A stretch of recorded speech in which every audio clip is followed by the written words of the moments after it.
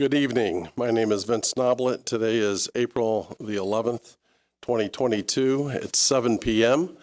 and I'm calling the Speedway Town Council meeting to order. First on our agenda is the Pledge of Allegiance, and I think we have a young individual that will lead us in pledge. Ryan, would you come forward? You want to come forward to the mic? I pledge allegiance to the flag of the United States of America and to the republic for which it stands, one nation, under God, indivisible, with liberty and justice for all. Great job. Well done. Nice job.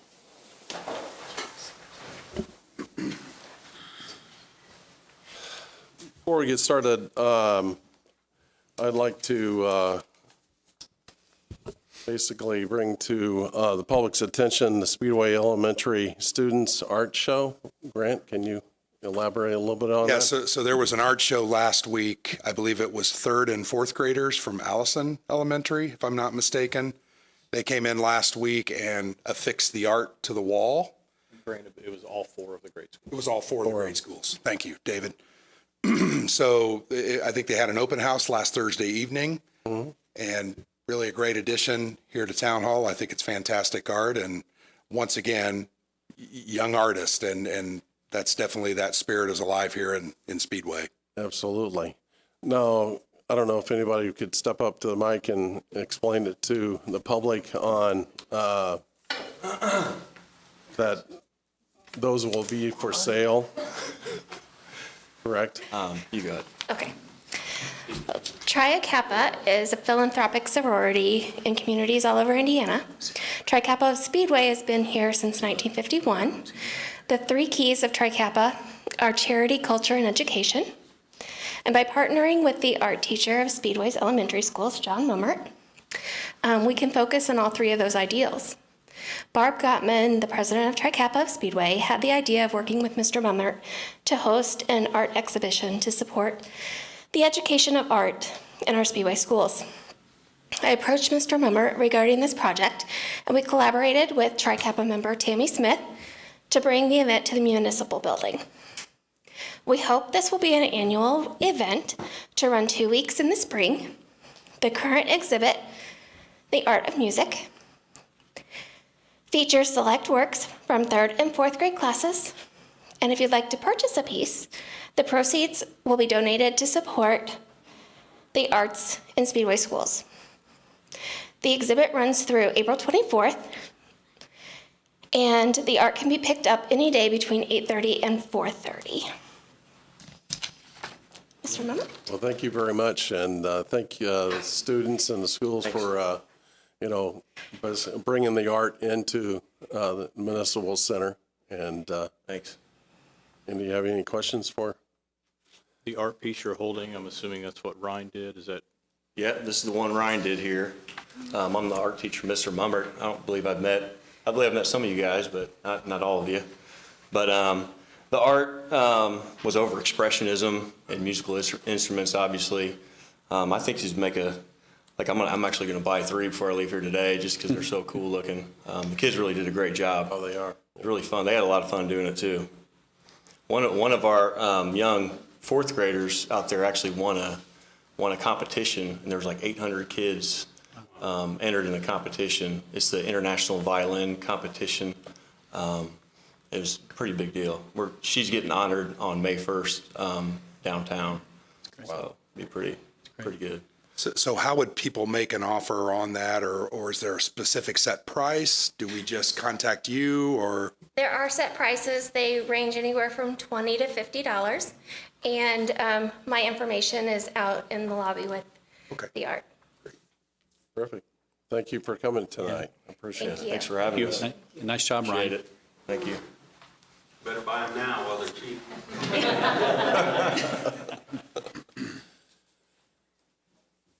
Next on the agenda is minutes, approval of these minutes for March 14th, 2022 meeting. These minutes have been distributed to the council. If there's no changes or corrections, they will be approved as submitted. Hearing none, they're approved. Next is the approval of the social media policy. Grant, can you? Yes. Almost a year ago, staff met to discuss changes or adoption of a social media policy to govern not only what we post and how we deal with what we post, because it is a public record. When you post something on social media, there are rules, but also to discuss how the community can comment and whether certain things can be blocked or taken off. So we've identified kind of best of practice social media policies around the Indianapolis area. Cheryl reached out, borrowed those. We kind of Frankensteined them together and made them work well, sent this out to department heads to get their input and feedback, made changes. I know I've sent it to the council for input. The policy, really, the purpose of it is not to, I don't want to say to restrict, it's to protect. It's to protect everything that we do, from our mission to our posts and how we deal with our communications with the public. I think it's important to make sure there are rules outlining that so everybody understands what those expectations are. So some things that I might point you out specifically on page 3 of the policy. There is a discussion about what content or type of content could be removed if someone puts it on or comments, etc. It deals with everything from language, threatening or harassing behavior, encouragement of illegal activity, all those types of things. Profane, obscene, or vulgar language. We want to make sure that those things are not allowed on that, but we do want to allow comments. Comments are not deleted. If we don't like a comment, it is very clear this policy says you cannot delete that comment. So it's actually part of that public record and the public realm once it's put on there. So that really is the main purpose, but it also talks about procedures that each department has, and each department has some slightly different. Police has some of their own, and those have been identified in that policy. So with that, I'll answer any questions. Cheryl is not here this evening. She is under the weather, so I will answer any of your questions that you might have. Okay, I'll ask for a motion. Mr. President, I'll move that we approve the social media policy as presented by the clerk treasurer, or excuse me, by the town manager. Okay, got a motion and a second, so I'll open it up for discussion. I guess my question, Bob, have you reviewed this? I have, yes. Excuse me. I Grant should say, Mr. Clutter, have you reviewed this? I apologize. Please. Yes, Grant and Cheryl sent that to me a couple months ago, I think, and well- I redlined it and sent it back with my suggestions and some comments, but yes. And I guess my only other question is for the chief. Do you have policies already in place? We do. So this is in addition to your policies as well, or? Our policies are through the police department, which would govern our officers and the speech and things that they post on. And correct me if I'm wrong, Chief, but I think these reflect what their policies They are, do. their They current do. policies, so they match up. Okay. They also go further than ours. We have it in our rules and regulations, but they're more thorough, so.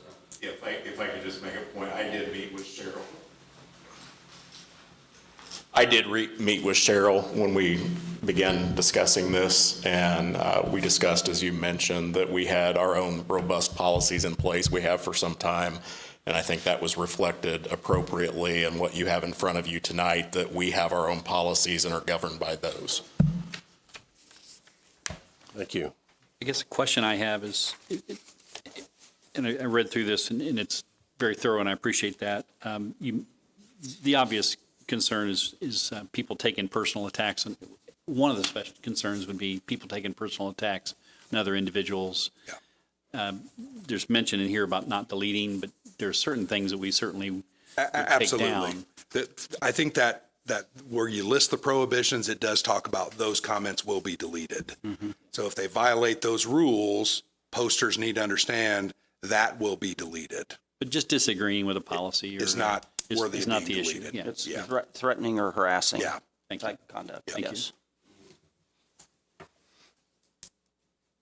Any other discussion? The only other comment I would have is trying to think of every situation and every possibility is very challenging. My guess is over the years, this will change as different things arise, but we thought having a policy in place was a good step forward. So this will, by your approval tonight, really be incorporated into the personnel policy manual. And once we get around to updating the whole thing, that will become its own part or section or paragraph. So, well, it's more than a paragraph, pages. So, thank you. Okay. If there's no other questions, we'll go ahead and call for a vote. All those in favor of the social media policy as presented by Grant, signify by saying aye. Aye. Aye. All those opposed? Motion carries 4-0.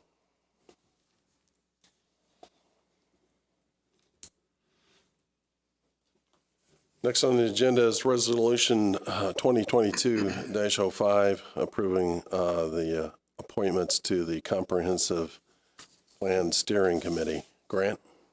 Thank you, Mr. President. So this is a resolution approving a steering committee and membership on that.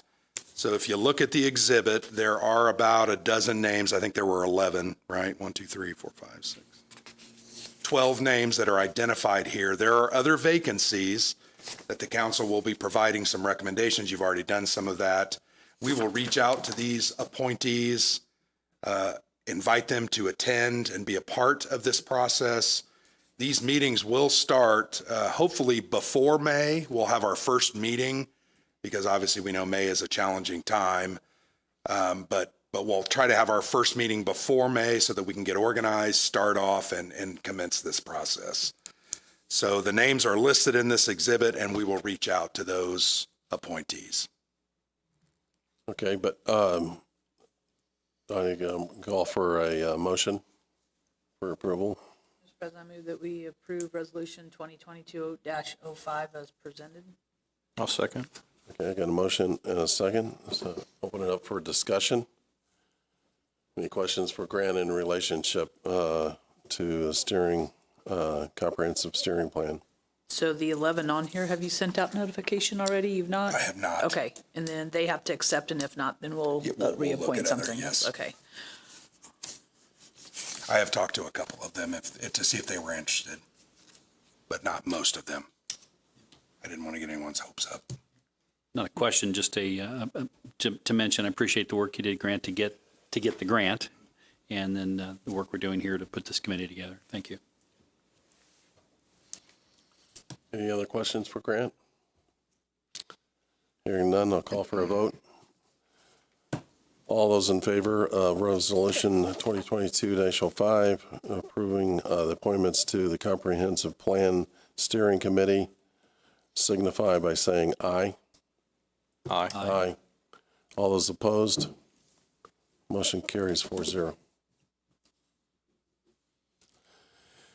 Okay, next on the agenda is Ordinance 1356, amending the town code, Speedway, Chapter 1012, relating to semi-trucks and unplated and abandoned or inoperative vehicles. Grant?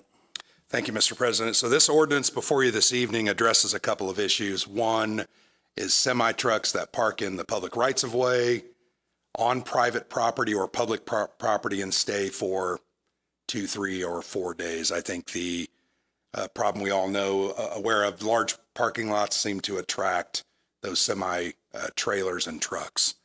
The other part of it is we have code that addresses inoperable vehicles, but we don't necessarily have specifics about the process of notifying and towing, and are they responsible for the charges, and then a fine that is affixed for leaving that in the right of way. So Bob worked hard with Joe Kramer to put this together. I will note that the ordinance, everything that is italicized and highlighted, I guess, or bolded, sorry, thank you, is new language. Anything that is stricken was in the ordinance, which there's not a whole lot of that. So I'll just point out a couple of the finer points, and Bob, if you have anything else to add, please do so. Under paragraph C, time limits.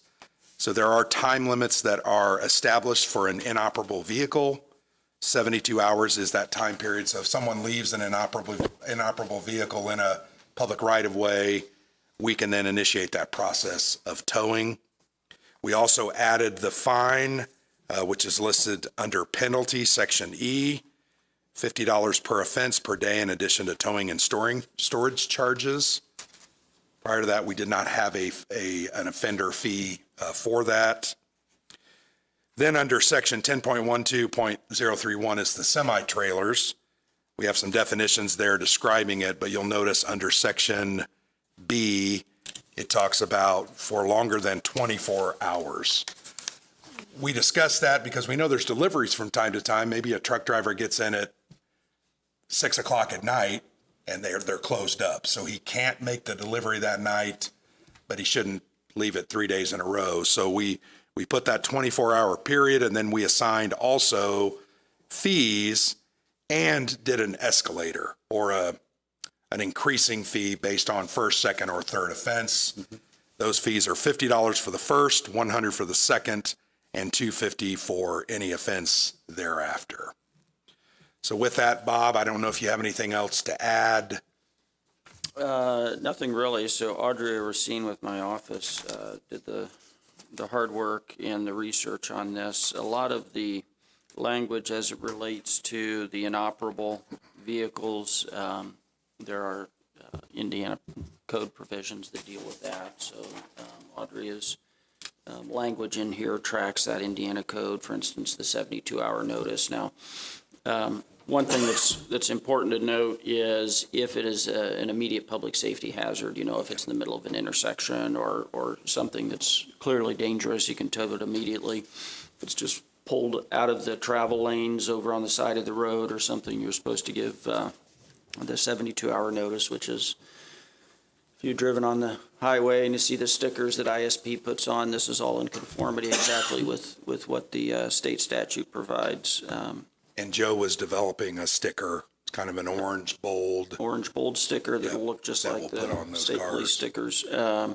But with that, Audrey or I'd be happy to answer any questions you have. Okay. Let's see, do I have a motion for ordinance 1356? Mr. President, I make a motion, we approve ordinance 1356 as presented. Yeah, I got a motion and a second, so I'll open it up for discussion. So what does this do for semis who pull off into a parking lot for an overnight? Gives them 24 hours. 24 hours. Yep. Even though that parking lot is not a designated area for semis to do that? Yes, because so one thing we need to do, and Joe's going to work on this, where it's a more recurring problem, is get the property owner's consent to tow from there. So we will always have the right to tow from public property. So if they pull onto a parking lot that's owned by the town or the SRC, we can always tow from that with the notification. But for a private property owner, we would still need to get their consent. So if they pull into the Brixmore parking lot and they park there for over 24 hours, as long as we have their authority, their written authority, we can go ahead and proceed and utilize this ordinance. After 24. Yes, sir. Now, if and maybe I heard your question wrong, but if they have a sign that says no semi-parking, they could enforce that right away. But again, the police department would need the owner's written consent to do that. And they would have to have that posted? Yes. The owners would have to have that posted? That's correct. Can we post that sign on certain streets? Like, I don't know, an example would be over by the new Marriott. There's sort of a dead-end street kind of there. Mm-hmm. And I believe it wouldn't be. It would be the ownership of that little subdivision there, I'm assuming. Yeah, I don't know if that's a private or public street. If it's a private street, again, we would need the owner's consent. But typically for posting no parking signs in the right-of-way, that's a separate ordinance, but you can certainly do that. Just let me know which ones, and we can draft the ordinance for that. I can look into that and, You know what I'm talking about? yep, I know exactly what you're talking about.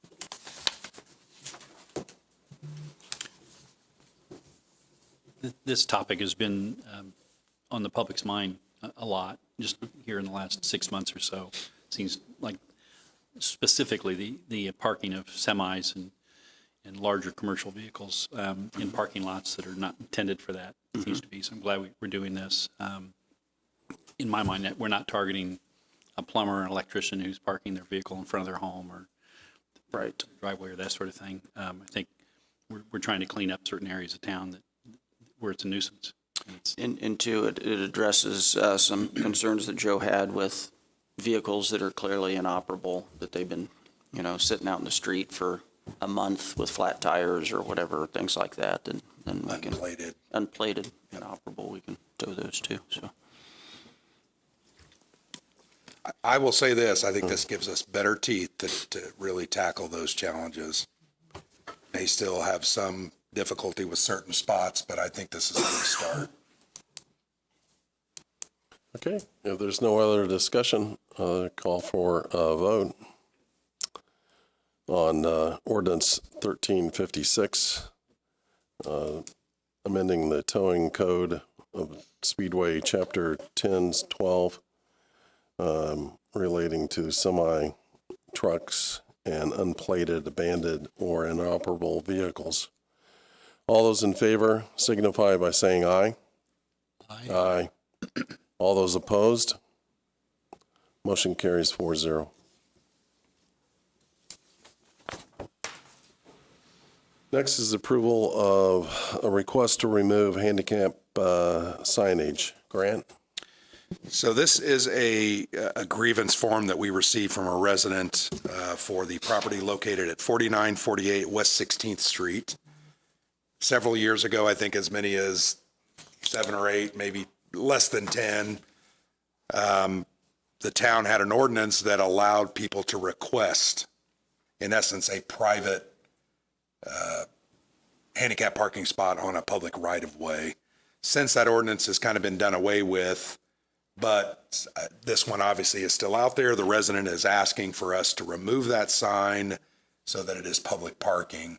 That person has moved on, and there's no need for it there. There's need for handicap parking everywhere, but not on a public right-of-way. Typically, that's in a parking lot or a front of a parking lot near a store or a restaurant, not in a public street. So the request was made. The council simply tonight needs to make a motion and second with a vote to remove that sign at that specific location. We will then contact the resident, and the street department will remove the sign.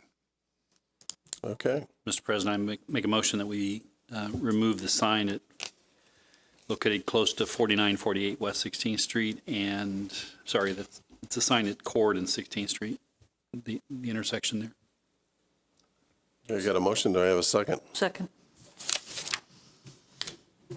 A second. So is there any further discussion on this? Hearing none, I'll call for a vote. All those in favor of removing the handicap signage signify by saying aye. Aye. Aye. All those opposed? Motion carries 4-0. Next is the approval of claims and utility adjustments. Jacob? Yes, thank you. The claims presented to you for your review are those made from March 12th through April 8th, and I'm happy to take any questions or would appreciate your approval. Mr. President, I move that we approve the claims presented to us by Clerk Treasurer. Okay, got a motion? Do I have a second? Second. Got a motion and a second. Any discussion on the claims? I have one, where pigs fly and such, that is for, I'm drawing a blank on the. That's the HR consultant. HR, and we have hired a part-time HR consultant, correct? Correct. So we're paying 2?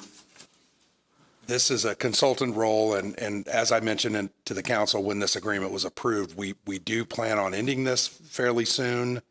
now that Nikki has been on for 2 months, got her feet wet, and dealt with several of the issues, I believe this will be the last invoice that we receive. Okay. Any other discussion? Okay, got a motion and a second. No other discussion. I'll call for the vote. All those in favor of approval of those claims as submitted signify by saying aye. Aye. Those opposed? Motion carries 4-0. Okay, reports from the department supervisors. Adjustments. Adjustments. Yep. Adjustments are same time period, March 12th through April 8th. A couple leak adjustments and a couple of late fee corrections, and would appreciate your approval on those as well. Mr. President, I make a motion, we approve the utility adjustments as presented to us. Second? Okay, got a motion and a second. Is there any discussion on utility adjustments? Hearing none, I'll call for a vote. All those in favor of utility adjustments as submitted, please signify by saying aye. Aye. All those opposed? Motion carries 4-0. Okay, all on to department supervisors. Chief Chekhov. Good evening, council. On April the 1st and 2nd, we were supposed to travel, Deputy Chief Deerdorf and I, down to Orlando, Florida for our KLEINHENZ conference for our reaccreditation. We did not make it. We were caught up in the flight cancellations that I was canceled twice, he was canceled once. So I'd like to commend Lieutenant James Teely. He acted as our KLEINHENZ manager, and he got to sit in front of the panel instead of us because we could not make it. So we could have done it in absentia, but he stepped up and he answered the questions, and we were reaccredited. We met all the standards, and we did not have any issues through our reaccreditation. So we were reaccredited on April the 2nd. Right now, we are currently working through our lateral entry process. We do have a candidate that we will be starting on April the 25th. He's going to be coming to us from one of the local police departments, very qualified, and he is one of the few that we're managing to process through that list. It has been proven difficult to find good candidates at this point. So I'd also like to recognize all of our communications control operators.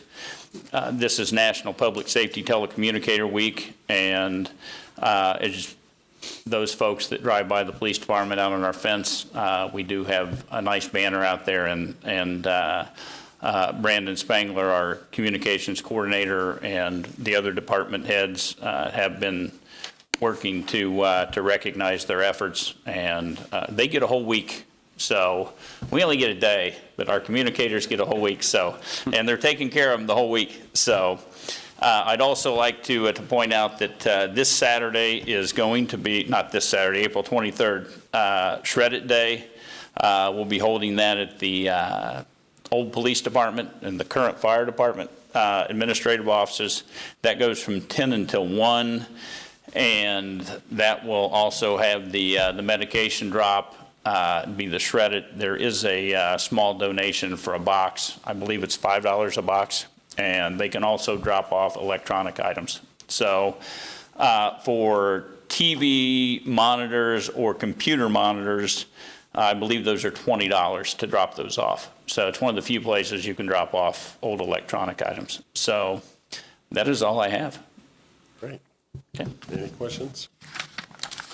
Thank you. Thank you. Next, Cheryl is out sick today, but are you handling it, Bob? No. Oh, I will just make one comment. I know that we are making progress on the Rockin' on Main event. okay. We have a couple of bands that have agreed to play for us. I'm not going to reveal the names till it's time. but we've made great progress. Things are coming together, and Cheryl and Eder have been doing a really good job working on that. So I know that's what she would have talked about tonight, amongst other things. But Rolling Stones, are they available, or is it? I can't reveal that at this time. Okay. All right. Well, I think I can confirm they will not be here. Okay. Don't Yeah, start we don't want any to spread rumors. any rumors. Yeah. Definitely local, regional bands. So Good answer, Grant. yeah, there you go. Okay, Fire Chief Bob Fishburne. I'm not Cheryl. Okay. Know very little about communications and all of the concerts and everything, but our new hire actually from our lateral process starts April the 18th. He's actually going to be meeting with Nikki, our new HR person. I think one of her first onboarding people for us, and we're going to kind of go through that process with her, but we are glad to have someone that'll walk our people through and get them to Jacob and his staff, and it's I think a much needed improvement for onboarding people. So last Thursday, Chief Milhorn got confirmation from all Marion County departments that they will be giving us the apparatus that we need for the month of May. Confirmed, got all of that sent out. IFD will be giving us the most, obviously, and we're trying to just use them on Carb Day and Race Day and use City of Lawrence and even the airport. We're going as far as Bargersville and just getting, we're getting help. So that's all in line. Also wanted to make you aware that we have kind of started utilizing the street department mechanic. Just when he has free time, Rob and I talked, not for our apparatus, but for our vehicles, Polarises, things like that. We would take a vehicle to Estes, and just for the diagnostic, it would cost us $65. Doesn't sound like much, but if you do that 2 or 3 times a year for each vehicle, and they have the technology at the street department, and Rob's like, hey, if it's something we can fix, then, you guys can get us the parts, get us that, because I just think they've become so much more efficient down there. The gentleman that's working, I don't know his name. Justin. Yeah, he does a great job. And I think just has a little more time to help us maintain Polarises and those sorts of things. We don't take away from maintenance he's doing on police vehicles or things like that, but if he has a little bit of dead time, we can just put something in. So that's a savings that I want to thank Rob for. Also want to acknowledge our communications and the job that Brandon is doing. She has stepped in where Sarah left. I know Jason got her up and running, and our communications department, I think, does a great job, and this is a week where we can all kind of acknowledge that. And other than that, if you don't have any questions, that's all I have for you. Okay, thank you. Thank you. Tammy Smith is out tonight too, along with Gary Pettigo, so there must be something going around. I have a couple of items from her, if that's okay. Oh, sure. Camp registrations are opening. Sign up on the town's website. The concerts in the park begin on June 30th. She's got a good list of bands lined up, local regional bands lined up. The farmers market in Meadowwood will begin on June the 2nd. And if you remember, that was a change last year. It used to be on Main, has now gone to Meadowwood to take advantage of the shade, as well as the bands that are there kind of every few weeks. That's it. Those are the items that I have for her. Okay. Next is Brad. Good evening. Good evening. We will start with the street department. They have been busy out picking up yard waste and street sweepings. Been mowing of common areas and patching potholes. The water department started up the surface plant March 16th. They pumped 10 million gallons from the surface plant and 55 million gallons from the ground plant in March. They've also started to landscape the leak areas. At your wastewater department, 144 million gallons of treated wastewater was sent to Eagle Creek last month. On April 1st, we started up the UV system, and it's working well.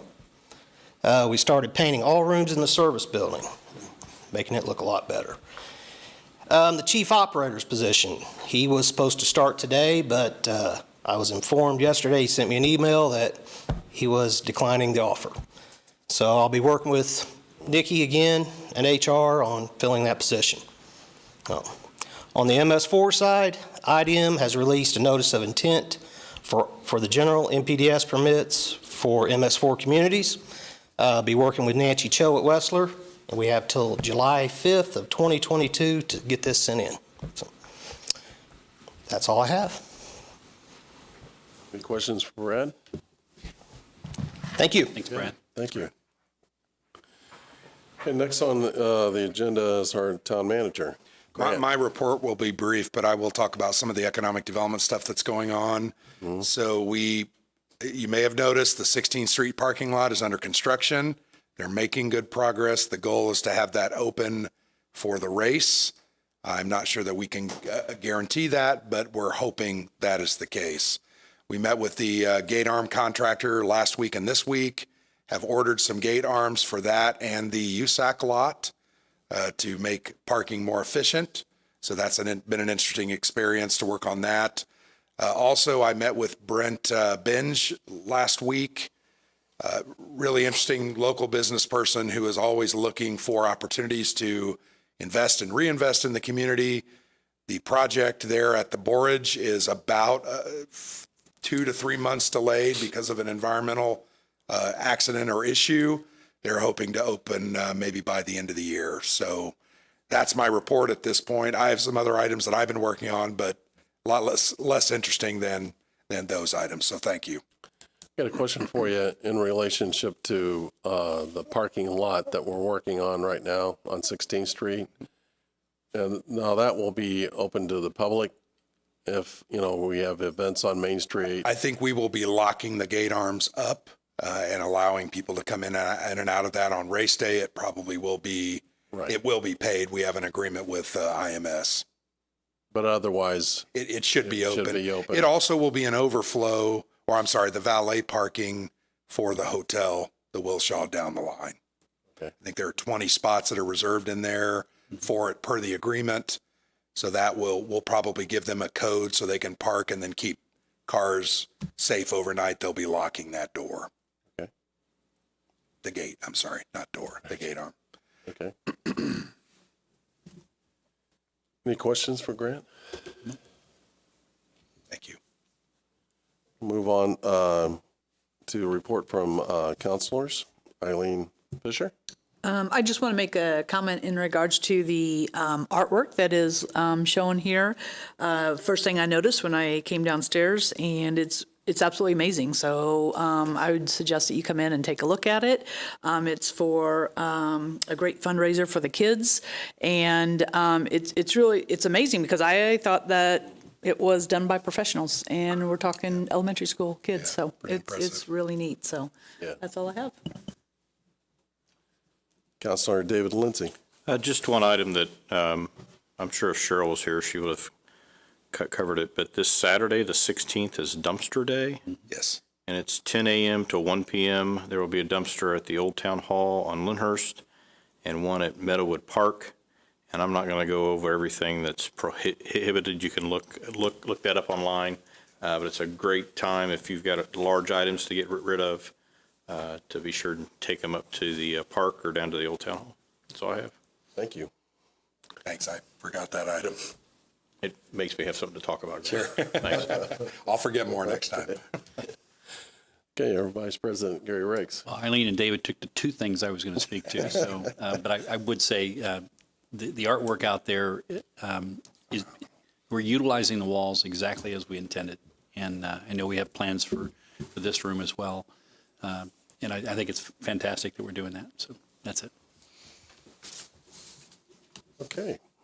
And I just want to let everybody know it is spring cleaning, and we do.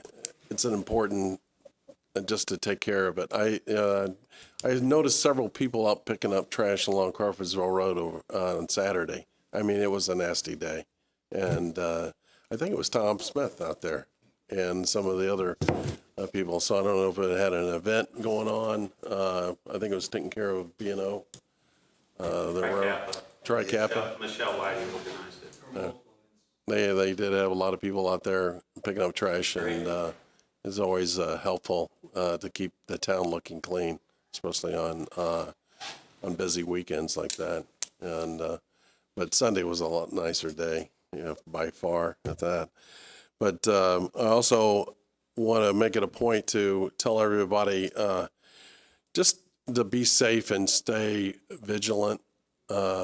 Again, you are the eyes and ears of our police department, and I think that if anybody out there sees something that is out of ordinary, give the police department a call. It was just yesterday that we had people racing up and down in the field off of Georgetown Road in Auburn, and it was dangerous because they got lines out there. It's not meant for people taking their four-wheelers out there. But things like that happen, and I think it's best to get the police involved. Don't be shy about calling them and just giving them a heads up. It could save somebody's life at that time. But that's all I have at this, unless there's anything else. I will call it. It is 7:42.